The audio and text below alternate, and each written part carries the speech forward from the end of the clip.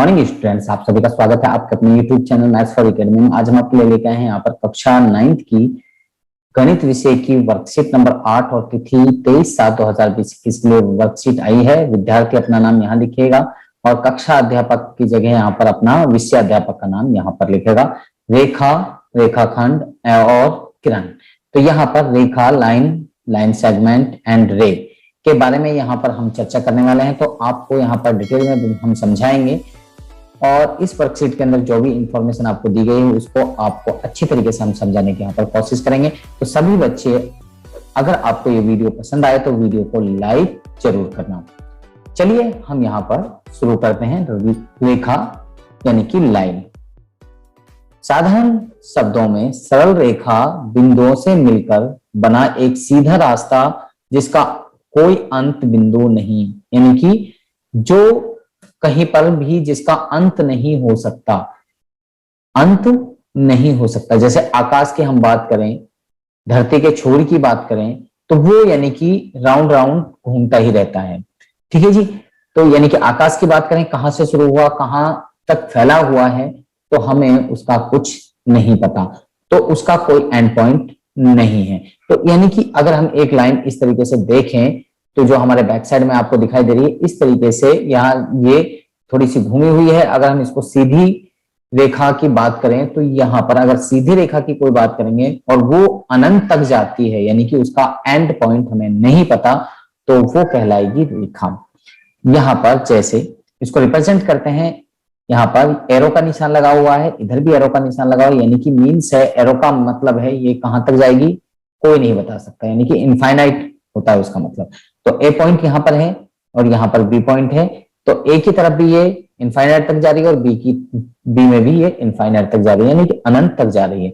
रेखा को उस पर स्थित किन्हीं दो बिंदुओं के द्वारा नामित किया जा सकता है, नामित किया जा सकता है। और इसको रिप्रेजेंट करने के लिए और लिखने के लिए इस तरीके से कि ये रेखा है या ए बी जैसे हमने लिखा, और उस पर अगर हम एरो का निशान यहाँ पर लगा दिया दोनों तरफ, तो हम इसको कहेंगे कि A B line, A B रेखा। ठीक है। तो यानी कि ये रेखा को रिप्रेजेंट करेगी इस तरीके से अगर लिखा हुआ आपको कहीं मिलता है तो। आगे है रेखाखंड। रेखाखंड यानी कि लाइन सेगमेंट कहते हैं इंग्लिश में। रेखाखंड रेखा का वह भाग होता है, यानी कि एक भाग होता है लाइन का ही, एक छोटा भाग होता है जिसके दोनों और अंत्य बिंदु निश्चित हैं। अंत्य बिंदु निश्चित है, रेखाखंड को मापा जा सकता है।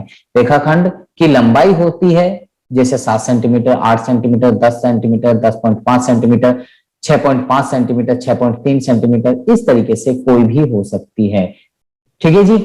तो ये होती है, यानी कि जिसके एंड पॉइंट होंगे उसकी लेंथ होगी कोई ना कोई। तो यहाँ पर ए और बी यहाँ पर डॉट लगे हुए हैं दोनों पे, इस तरफ भी डॉट है और इस तरफ भी यहाँ पर डॉट है, तो यानी कि ये यहीं पर फुल स्टॉप लगा हुआ है। डॉट मीन्स यानी कि फुल स्टॉप यहाँ पर लगा हुआ है, तो इससे आगे ये नहीं बढ़ेंगे। यानी कि जब हम किसी गली की बात करें या फिर कहीं हमारे पास में कोई रस्सी है और उस रस्सी की हम बात करें, या फिर हमारे सामने ये पेन है, इस पेन की अगर हम बात करें, यहाँ पर ये पेन है, इसकी हम बात करें तो यहाँ पर इसके दोनों तरफ यहाँ पर एंड पॉइंट है ये, यानी कि यहाँ से यहाँ तक इसकी लंबाई है।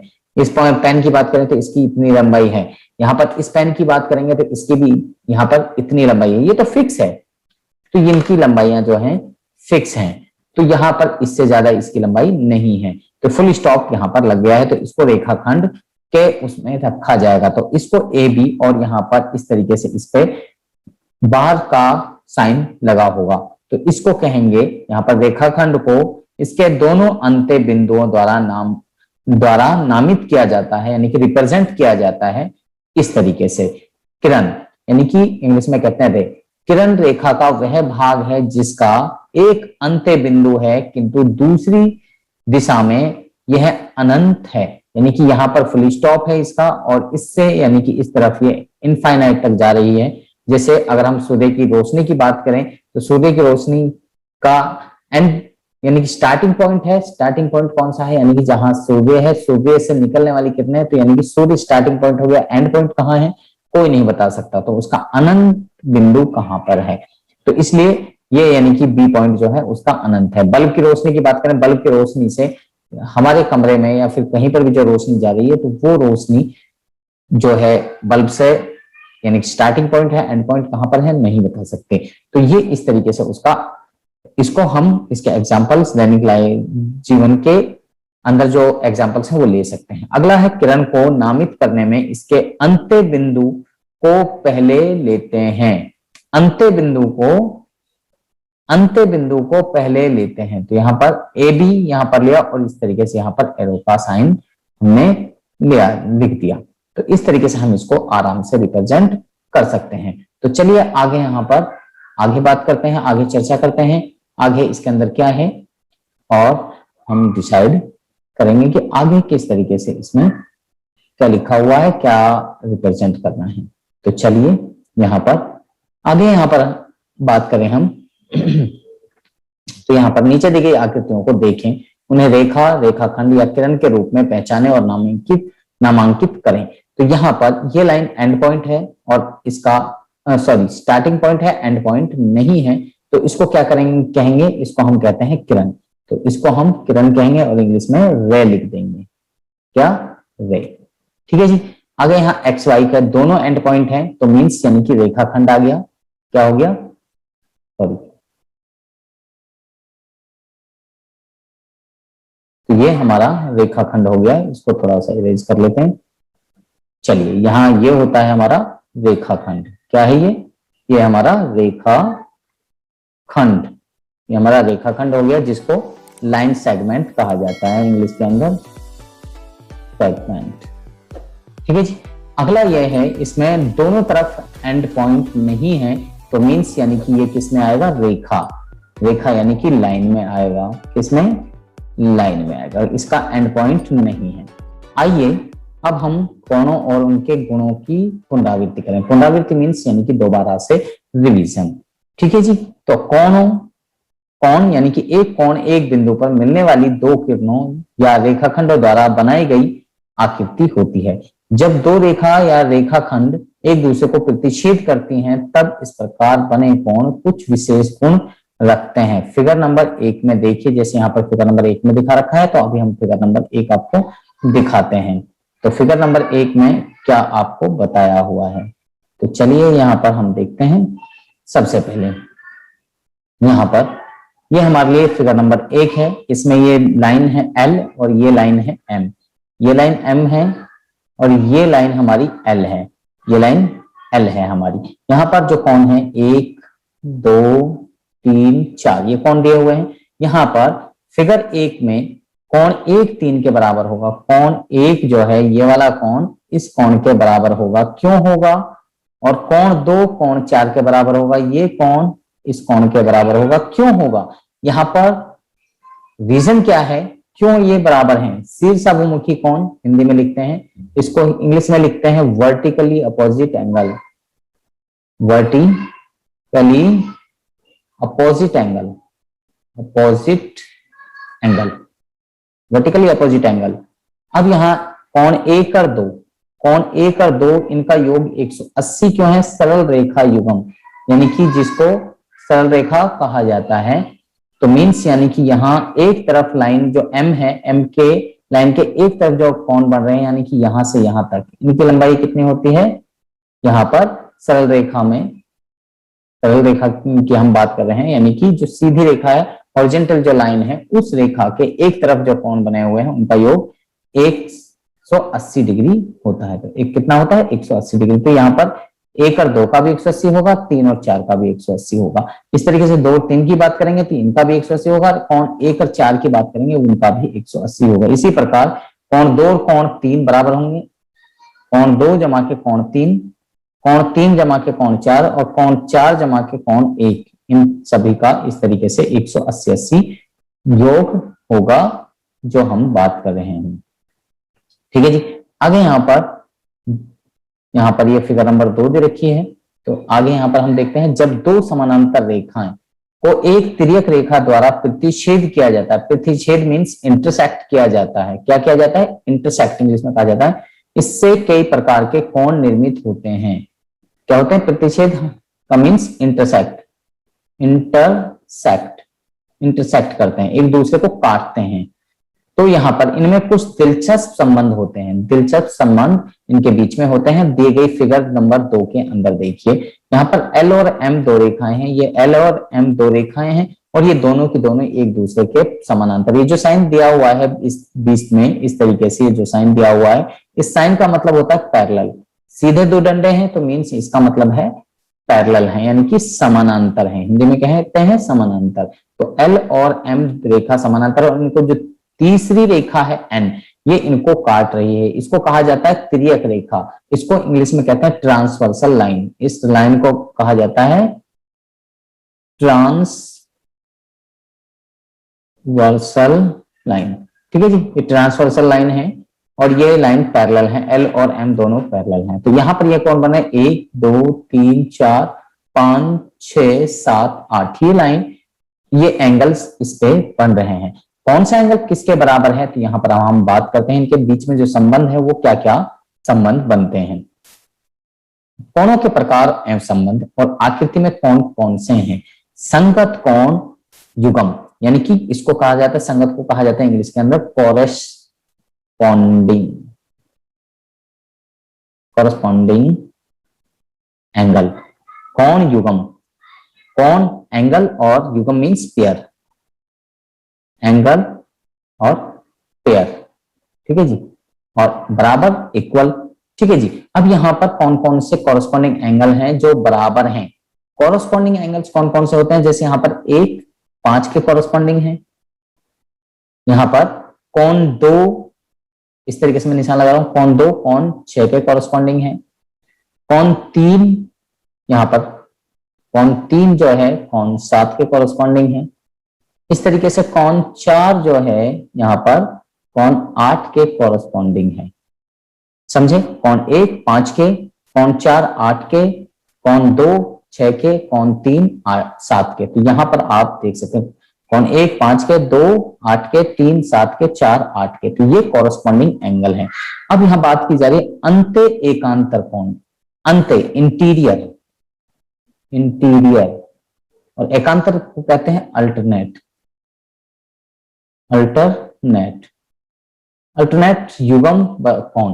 तो यहां पर अल्टरनेट एंगल कौन से होते हैं, तो यहां पर बात करते हैं अल्टरनेट की। तो कोण 3 और कोण 5, ये दोनों के दोनों अल्टरनेट एंगल हैं। यहां पर ये जो लाइन दी हुई है, इस लाइन के यहाँ एक इस तरफ का और एक इस तरफ का कोण, ऊपर का, और एक इस तरफ का नीचे का कोण जो होता है वो अल्टरनेट एंगल कहलाता है। कोण 3 और 5, इसी तरीके से कोण 4 और 6, इसी तरीके से कोण 4 और कोण 6 जो है अल्टरनेट एंगल होंगे अंदर के।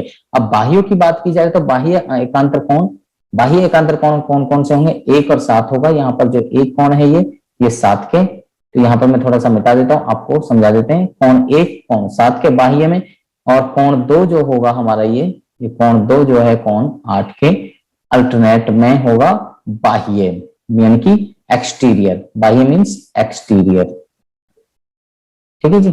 अब तिर्यक रेखा, तिर्यक छेदी रेखा, तिर्यक छेदी रेखा मैंने अभी बताई थी, ट्रांसवर्सल लाइन जो है द्वारा एक ही और बने अंत्य कोण युग्म संपूरक होते हैं। संपूरक मीन्स यानी कि कंप्लीमेंट्री एंगल्स होते हैं जिनका योग 180 डिग्री होता है।